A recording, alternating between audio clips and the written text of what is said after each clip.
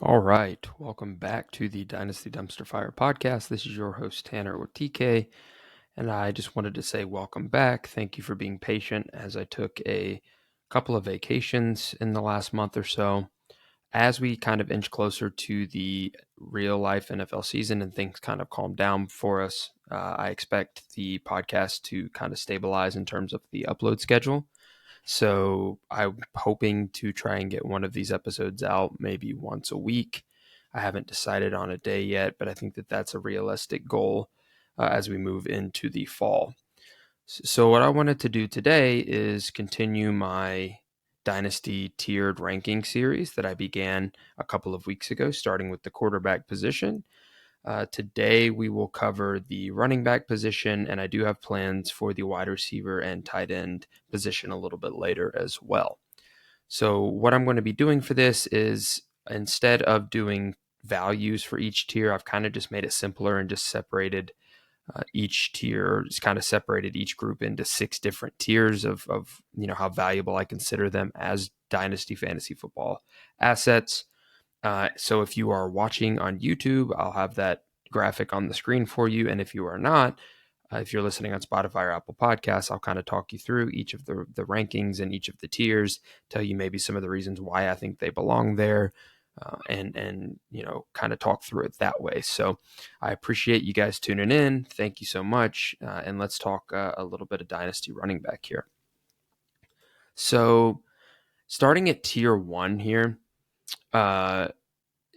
I think that it's pretty straightforward that most people have the same person up in a tier by themselves. I I don't have this running back in a tier by themselves, but I do have them as my dynasty RB1, and that's going to be Bijan Robinson. Bijan Robinson has a lot of things. There's a lot of things to like about Bijan Robinson. You've heard all of the talk about the best prospects in Saquon Barkley and does it all, and all of those things are true. What we kind of, what maybe brought him down a little bit in terms of his being an overall top dynasty asset prior to the NFL draft is we didn't quite know what his draft capital would be. We all expected probably late first round because the NFL is obviously trending in a direction where they don't value running backs as highly. But then you see the Falcons go and spend a top 10 pick on him. And that kind of just solidified the fact that he's probably poised to be everything that we thought he was going to be, and maybe even better if that's even possible. Looking back at his tape at Texas, he kind of does everything. If you look through even just his highlights, he had huge breakaway runs, had great vision in terms of hitting the open hole, and even was able to kind of gain some big receptions on some deep routes as well, running out of the slot. So I expect the Falcons to use him in a way that's going to be really conducive for fantasy, especially in PPR formats. 21 years of age, right? Has all of the things you want in a dynasty running back. So he probably pretty clearly should be the dynasty running back 1. And that's what I'm seeing in terms of most people's rankings in the space. So again, most people would have him up here in a tier by himself. I don't. I do have one other running back in tier 1 with him, and that's going to be Breece Hall. Breece Hall, 22 years old, finishes the RB42 last year, and that would have been a lot higher had he not, torn his ACL in week 7. Through those first six and a half games or so, he ended up, rushing for a little over 400 yards, had 4 TDs. But what was the really impressive thing was that he had over 200 receiving yards and a receiving touchdown in that span as well. And that's also important to keep in mind that the first week or two, he was playing limited snaps behind Michael Carter.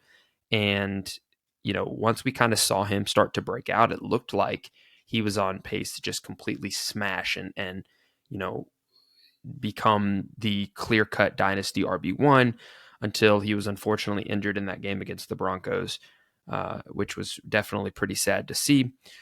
Good news for Breece Hall. It is a relatively clean ACL tear. There's some meniscus damage as well, but all reports are that he's hoping to be ready for week 1. He is on the training camp pup right now, but we know he could easily be removed.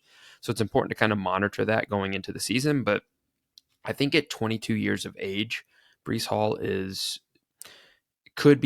could be an argument based on what we saw last season for him to be the overall dynasty running back 1, and he's part of an offense that I love and definitely want pieces of since Aaron Rodgers came to town with the New York Jets. Only thing that I think could knock him down a little bit is if they bring in Dalvin Cook, which they've been rumored to be thinking about, and if that's the case, that tells me that he's not quite as far along in his recovery as we hoped. And that would definitely maybe knock him down maybe a tiny bit. Although based on, again, what we saw last season, he seems to be pretty set up for some long-term success, at least in a 3 or 4 year window, which is hard to get when you're talking about Dynasty. All right, so that's going to be the end of our tier 1. Dropping down to tier 2, is a guy that 2 years ago we thought was going to be, or was the Dynasty RB1 and was being talked about kind of in the same vein as these other 2 guys. But after a down season last year, kind of marred by injury, poor offensive line play, poor quarterback play in Indianapolis, had kind of dropped down a little bit, and people are kind of started to worry and panic about him. And that's Jonathan Taylor. Jonathan Taylor, 24 years old, finishes the RB33 last season with 861 yards, 4 TDs, 28 receptions, and 143 receiving yards. His 2 seasons prior to that, his numbers obviously looked a lot better. But again, there's lots of things that kind of contributed to his lower performance last year. Starting again with there was lots of injuries, small injuries, nothing serious. Although he is starting training camp on the pup this year. I do think that has something to do with his contract negotiations, but something to kind of monitor. But in terms of the 2023 season, he's coming in as obviously the unchallenged RB1 for the team. Anthony Richardson behind center means that, typically what we see with rookie quarterbacks, especially ones that are questionable as passers, we see a lot of opportunity for the running back. And I kind of think that this is an opportunity for Jonathan Taylor to kind of break back into that comfortable top end RB1 range that we kind of saw him as leading up to last NFL season. Things that might be a little concerning. He's 24 years old, which isn't super old, but again, you got to start thinking about he's next year. He's in a contract year this year, right? This is the end of his rookie deal, I do believe. So, will he get a new contract? We see all the stuff going on with running backs right now. Will that lead to a holdout?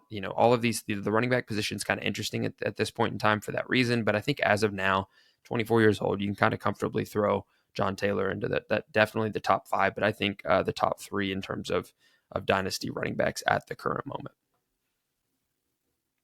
All right, continuing in this tier, we have a guy that I think is going to be pretty exciting as an NFL running back. He surprised a lot of people with his draft capital when the Lions, drafted him relatively early in the first round. He was a back end first round, early second round ranked prospect kind of going into the draft process. But seeing is how invested the Lions are in this guy, knowing what he can do as a PPR running back, you've got to have Jahmyr Gibbs in your top 5 dynasty running backs. And I've got him in my, tier 2 right behind Jonathan Taylor. Jahmyr Gibbs, 21 years old, has that high elite draft capital like Bijan Robinson that we don't really see for running backs nowadays.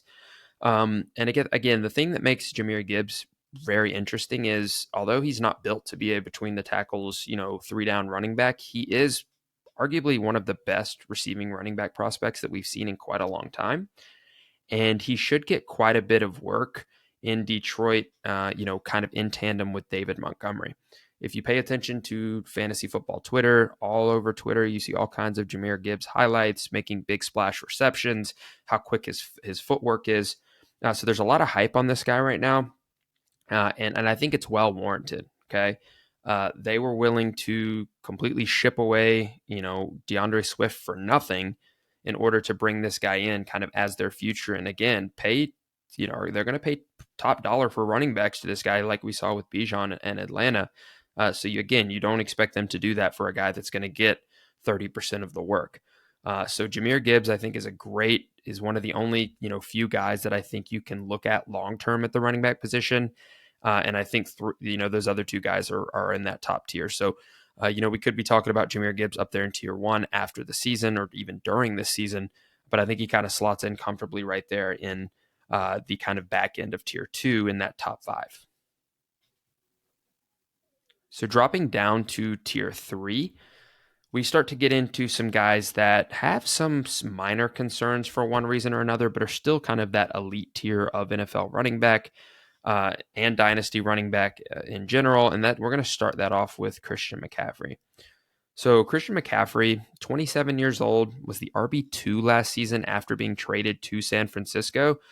There were a few questions when that move happened in terms of will he be able to replicate what he did in Carolina with the amount of weapons and the kind of, all of the mouths there are to feed in San Francisco. And he quickly put all of those concerns to bed when he came out and just completely started smashing. There was a game where he ran and caught a touchdown, which I think is, just kind of shows what he's capable of doing. And he was healthy pretty much all year last year, which we hadn't been able to say leading up to, in the previous few seasons. So the only main concern for CMC is his age, like I had said. But again, with what he can do and just how good he's been as a running back to this point, I don't think that there's a lot of reason you should not have him in your top 5. Over 1,100 yards and 8 TDs last season, 85 receptions, which is just ridiculous, 741 yards and 5 TDs. He can do everything. He's part of one of the best offenses in all of football. Again, the only concern is, can he continue to produce at a high level as he goes into or heads towards the age of 28, which we know is 27 and 28 is kind of a cliff for running backs typically. And will he be able to continue this success in an offense full of dynasty weapons? But again, you can't go wrong with Christian McCaffrey. He definitely kind of slots in there as a top 5 dynasty running back and a guy that any contending squad would love to have. So staying in tier 3, this guy would have maybe been a couple of spots lower had he not just kind of surprisingly yesterday signed a deal and reported to training camp after we thought a holdout maybe potentially extending into the season was looming. And that's Saquon Barkley. So we're going to have Saquon Barkley here in tier 3. Saquon is 26 years old, finishes the RB5 last season, kind of had a resurgence in terms of his value and his production after 2 seasons that were kind of ruined or cut short due to injury. Had about over 1,300 rushing yards last season and 10 TDs, 57 receptions, and 338 receiving yards, no receiving touchdowns. But I do expect that to probably change in this upcoming season. He did sign that 1-year deal, which means that we could be having these same discussions if the Giants decide to franchise tag him again next season. But he also, could be free for free agency. We don't exactly know what that's going to look like, but we do know for the 2023 season, Saquon Barkley will be playing, and he was a monster last year in New York. Him and Daniel Jones work very well together. There are some improved weapons in New York, which should open some lanes up for Saquon a little bit. Darren Waller was brought in, Paris Campbell, some guys like that, and Saquon Barkley is a great competing asset. Is kind of at his peak in terms of production this season and next. And I think as long as you're relatively decent team working on competing this season or next, I think Saquon's a great asset to have.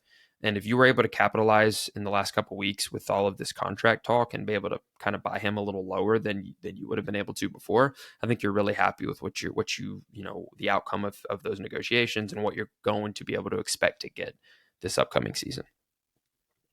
So I've got one more running back in tier 3 here.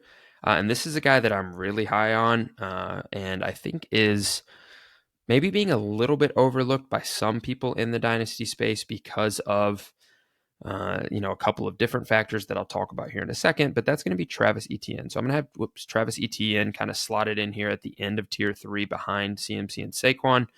Travis Etienne, 24 years old, finished as the RB7 last season with over 1,100 yards, 5 rushing TDs, and 35 receptions for over 300 receiving yards. The concerns with ETN that I typically see are Tank Bigsby being brought in as a third-round running back. People wonder if he's being brought in as a goal line back because ETN was sort of inefficient last year on the goal line. And then people are also concerned about his receiving upside. He was brought into the league as kind of this elite PPR receiving running back. And throughout his his first 2 seasons, but really his only season that he played last year, he didn't really show that. I don't know if that's because of his inability to do so, or that we over predicted him to be able to catch passes, or if it's because of the way that Doug Peterson ran this offense, or the Trevor Lawrence not checking it down. I do expect that to kind of improve. I don't think Tank Bigsby was brought in to be a receiving back, although I may be wrong about that. So hopefully ETN starts getting a little bit more of that receiving work this year, but he's young enough, 24 years old, on one of my favorite ascending offenses with Trevor Lawrence. They brought in Calvin Ridley. So there's, Evan Ingram was brought back. So there's lots of things to like about Jacksonville. And there's also not a lot of mileage on ETN to be 24 years old either. We have one full NFL season played. He came in a little older, missed his rookie season because of a Liz Frank injury. So I think ETN is kind of poised to increase his value maybe slightly. I definitely believe he'll finish higher than RB17 this season. And I think he's a great asset to have if you're in a couple of year contending window. He's a great younger running back to have in that range. So I do like Travis Etienne, and he's in my tier 3 of running backs. Moving into tier 4 here, we're going to start off with a guy who's in kind of a more grim situation than Saquon. Now that Saquon has signed his deal, they were kind of in a similar range before this point. But now it seems like this guy and his team are a little bit further away in terms of reaching some kind of agreement, and that they hold out as a real possibility for this guy. And that's going to be Josh Jacobs.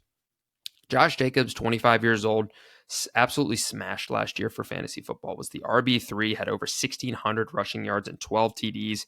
Also had 400 receiving yards in an offense that was largely pretty bad outside of him and Devontae Adams. Jacobs, again, is one of these guys that can do everything on the football field and has been largely undervalued both in redraft and dynasty over the last few seasons for some reason, although he's always been a high finishing running back and a high performing running back. The main concern that we have for Jacobs at this current point is we don't expect the Raiders to be very good. And we also think that it's a possibility that he will actually hold out and miss some games. The last report that I saw is that he was on a plane out away from Vegas and that him and the team were, quote, far away from reaching any type of agreement. So I don't know what that looks like. I don't know how far Jacobs is willing to take this. But if he's playing, he's a guy that you definitely want on your dynasty teams, and a guy that I think could be bought for a discount right now, similarly to what I just said about Saquon, although his prospects moving forward are a little bit more uncertain. So you've got to kind of keep that in mind, and that risk is kind of baked into his value at this current point. But we know how good Josh Jacobs is. All right, continuing in tier 4, we are going to talk about a guy now that I think is poised for a really huge season this upcoming season. I don't quite know about how certain his future is, but again, this season and maybe next, I think he's really set up for success, and that's Ramondre Stevenson. Ramondre Stevenson was the RB7 last year with 1,040 yards, 5 touchdowns, 421 receiving yards and a touchdown, had almost 70 receptions. So Ramondre is a great PPR running back, and he fits in really well into that New England system with Mac Jones. We do know New England has a new offensive coordinator. We do know that typically, historically, Bill Belichick has been kind of unwilling to use a bell cow type of running back. There's always usually some kind of committee. But the good news is Damian Harris is now out of town. The only guys at this current moment that are behind Ramondre are Kevin Harris and Pierre Strong. And although I do see some of them maybe mixing in to kind of spell Ramondre from time to time and give him some rest, Ramondre should be a guy that is poised to get quite a bit of work this upcoming season. There are rumors of Dalvin Cook going to New England, so keep an eye out for that. But I think Ramondre is a great asset in Dynasty and redraft, and I think at only 25 years old, he's a guy that I like to have, especially in PPR leagues with his receiving upside. Alrighty, we got a couple more guys in tier 4 here. This is the biggest tier of all. And we're going to continue on here with Kenneth Walker. Kenneth Walker is a guy who I think would be up there in tier 2 had Zach Charbonnet not been picked in the second round by Seattle this draft. Kenneth Walker, 22 years old, had over 1,000 yards as a rookie, 9 TDs, wasn't very much used in the receiving game. But I do think, he was one of the more explosive runners last year. He was one of those types of guys that would be largely inefficient for most of his runs and then break off a massive, 60-yard touchdown or giant run to kind of build some momentum for his offense. Again, concerns for Kenneth Walker. How are him and Charbonnet used? Are they used 50-50? Is Kenneth Walker a two-down grinder while Charbonnet gets all of the passing work? Who's used on the goal line? I don't see Kenneth Walker getting any, being used in the receiving game very much. So that's something that kind of knocks him down a little bit below some of these other guys. But with his age, how good of a runner he is, I do think he belongs in the top 10, at least at this current moment in Dynasty running backs. It just is kind of going to be, you're going to kind of have to just wait and see how the situation in Seattle plays out. It could be a situation like Penny a couple of years ago where he was drafted super highly, but Pete Carroll loved Chris Carson and Penny didn't get a lot of playing time and kind of worked behind him. It also could be a situation where we literally see a 50-50 committee and with Charbonnet getting the more valuable touches on the goal line and in the receiving game. And that would knock Kenneth Walker down quite a bit in terms of overall running back rankings as well. So something to keep an eye on there. But I do think Kenneth Walker is a great dynasty running back to have, and somebody that, especially in half PPR, that you're definitely going to want some shares of. Alrighty. As we continue here, we've got a couple more left. I think I have 15 or 16 on my list here. In terms of time, I do want to not spend too much time on as we kind of move down the list here on some of these lower tier guys, so bear with me there. But starting off with our continuing in tier 4 here, we've got another running back that I'm very high on this upcoming season, and that is 25-year-old Najee Harris. Najee Harris was RB14 last season, coming off of a RB3 finish as a rookie. He had over 1,000 yards, 7 TDs, was used kind of sparingly in the receiving game compared to his rookie season, but still had 41 receptions for 229 yards and 3 touchdowns. Najee is set for some improvement in my eyes going into this upcoming season for a couple of different reasons, starting with the fact that the Steelers improved their offensive line pretty significantly. We also should see some improvement with Kenny Pickett as well as the overall offense as a whole. And his overall health should be better. If you guys remember last year, the first day of training camp, Najee hurt his foot, and that lingered all the way up into the bye. It came out later that he was playing with a plate in his shoe and was uncomfortable with his foot for the first part of the season. So a fully healthy Najee Harris with a better offensive line, with a better offense as a whole, and, in an offense where he's set up to get the majority of the work is somebody that I definitely would like to have some shares of.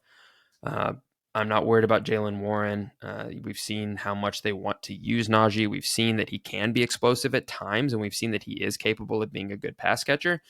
It all kind of just depends on his ability to be efficient, right?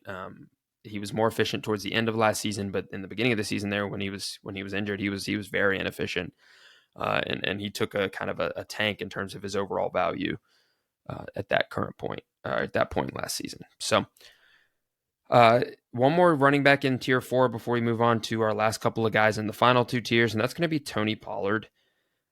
Tony Pollard is a guy that, if he was a little bit younger, I think we would have him a couple of ranks higher here. He is 26 at this point. Last season was the RB8 with over 1,000 rushing yards, 1,007. Had quite a few TDs as well, and was used very heavily in the receiving game. 39 receptions, 371 yards, and 3 TDs. I do expect that number to go up with the departure of Zeke. I expect all of his numbers to go up, and we're expecting him to be used pretty much as almost like one of the very few bell cows in the league. The concerns that I have for Tony Pollard, again, are his age. He's 26 and has never really had an opportunity as an RB1 to this point, so we kind of have to see what that's going to look like. The other concern I have is with the departure of Kellen Moore. what does this offense look like? Uh, the new OC and McCarthy seem to have tendencies to kind of slow things down a little bit, and that's not Tony Pollard's game, right? The Cowboys and Pollard kind of thrive on being a fast-paced, explosive type of offense. And if that goes away, I don't know exactly what Tony Pollard looks like this upcoming season. I don't love him on my dynasty teams personally. If I had any of him, I would probably be trying to sell and cash out. But if you're competing, he's a fine asset to have. Has overall RB1 potential if the pace of play keeps up for the Cowboys. We just kind of have to see what that looks like. And we also have to see if anyone else is brought into play behind him. Right now, there's nobody, but we've seen other players being kind of linked to the Cowboys to see what that looks like, see what the workload looks like. But all things are indicating that Tony Pollard is back to full health and should be kind of ready for a big season this upcoming year. All right, two more tiers here in our Dynasty running back ranks. If you've made it this far, I do appreciate you sticking around and listening. All the support is great. I've seen the podcast grow quite a bit in the last month or so, and I do appreciate everybody checking it out, new and subscribed listeners. If you're on Apple Podcast or Spotify, give it a like. Feel free to save it. Follow the podcast. If you're on YouTube, same kind of thing. Any kind of interaction is helpful. So I do appreciate those of you guys sticking around and hanging out with me and chatting some Dynasty today. Starting off tier 5, we have a guy who I think honestly should be the favorite to be the overall RB1 this upcoming season with how things are kind of playing out for him in his offense and what his potential workload is looking at, as well as some of the reports that we've been seeing out of camp, and that's Nick Chubb on the Cleveland Browns.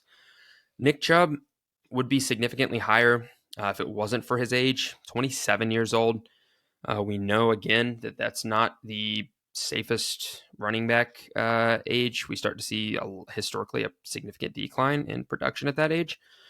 But last season was the RB6, had over 1,500 yards and 12 rushing touchdowns, was used a little bit in the receiving game. We knew that role always, typically was given to Kareem Hunt in years past. Had 239 receiving yards and 1 touchdown. Well, now Kareem Hunt is gone.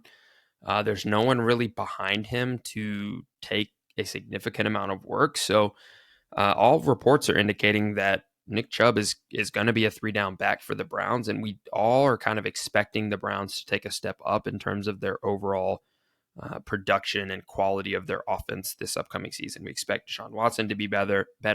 They brought in a couple of new weapons, Elijah Moore and some guys like that. So, we're kind of hoping that he's given the amount of work that we're projecting. And if he is, I do think he has RB1 overall upside. The only main concern is if you're not a heavy competing team, it's a little bit concerning in terms of his overall, long-term outlook. But you got to have Nick Chubb in there when you're talking about, high quality, pure rushers. Nick Chubb should be there. On the flip side, if you're talking about PPR running backs, you can't talk about PPR running backs without talking about Austin Eckler, the RB1 last season, 28 years of age, didn't even have 1,000 yards as a rusher, but had 13 TDs. I do expect that number to come down, although we did say that last year or the year before, and that number was relatively consistent. But 722 receiving yards, 100 receptions, and 5 receiving TDs. We expect that offense to take a leap with Kellen Moore. Justin Herbert got paid. Lots of things are trending right for the Chargers. So I think Austin Eckler is a great competing asset. The only main concern, again, is age. As we move towards throughout the season, this is his last season on contract with the team. So what does that look like in the future? So for this season, love Austin Eckler. For the future, not super sure. All right, a couple more guys here. We're going to finish up. Javonte Williams belongs in this tier. Somehow avoided the PUP, which I think is extremely interesting after a pretty nasty knee injury. Only 23 years old, was injured week 4, so we don't have a lot of data on him from last season. If the Broncos give Javonte Williams a full workload, he's explosive. He could ascend into a much higher tier. The concern is they brought in Samaje Perine, and they don't want to give either one of their backs all of the work. So it's not somebody that I love a lot, but somebody that I think has a lot of potential and somebody that I think is maybe a buy or was a buy maybe before the pup news in training camp, but somebody that I think is still something that is kind of falling off some people's radars. Last guy in this tier, Dameon Pierce, 23-year-old, second-year running back, was very solid last year for a fourth-round running back. Was the RB28 overall, but it was injured and missed some games. Had 939 yards and 4 TDs. That number would have been higher had he not missed some time and was not part of the arguably worst offense in the entire NFL last season. Concerns for Dameon Pierce that puts him down here in the bottom of tier 5. Poor draft capital, no receiving upside, and is part of an offense that we don't expect to be great this upcoming season either. Although he did surprise last season, so we'll have to kind of see what that looks like moving forward. All right, couple more guys to talk about here. I'm just going to move through these relatively quickly here so I can wrap up. Zach Charbonnet is the end of tier 5 for me. Do think he has the potential to jump up a lot higher and even jump Kenneth Walker if he performs this upcoming season with his ability to catch the ball. Also 22 years old, same draft capital, part of the same offense, has the same investment as Kenneth Walker. We just have to kind of see what his usage looks like. All right, let's hammer out a couple more guys here at the end, and then we'll wrap this up. Derrick Henry, tier 6, 29 years old. But we know what Derrick Henry is. Who knows? Maybe he'll play until he's 35 and just be this extreme outlier. Was the RB4 last year, had over 1,500 yards, 13 TDs. Biggest concern is his age. We also don't quite know what the Tennessee offense will look like, although DeAndre Hopkins kind of helps their prospects a little bit. Again, competing asset. Derrick Henry has yet to show us, decline. So we'll have to just kind of address that when it happens. But as of now, I do believe he belongs in our top 20 or so dynasty running backs. A couple more guys, kind of honorable mentions here that I'll tack on to the end before we wrap things up. Miles Sanders, I think is poised for a big year in Carolina, only 26 years old, got a decent contract, kind of is set to, is able to do it all. J.K. Dobbins, a little concerned about the fact that he is still having some issues with his knee, is also kind of potentially holding in for a contract, so we don't really know what that looks like. But he's only 24, has been largely efficient throughout his career as part of an offense that should be better. So keep an eye on Dobbins. We've got a couple more guys here. Aaron Jones, again, biggest concern is age, probably on a regressed offense here with the departure of Aaron Rodgers, 28 years old. And then Cam Akers.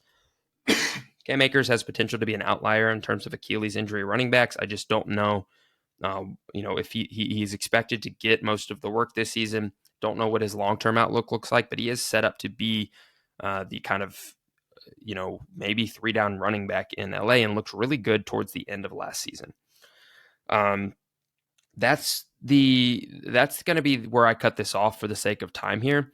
I could continue to go on and maybe do top 24 or so, but I think these are the guys that I kind of wanted to discuss, and these are my top 6 tiers and, my top rankings here. So again, thank you for checking it out and hanging out with me today.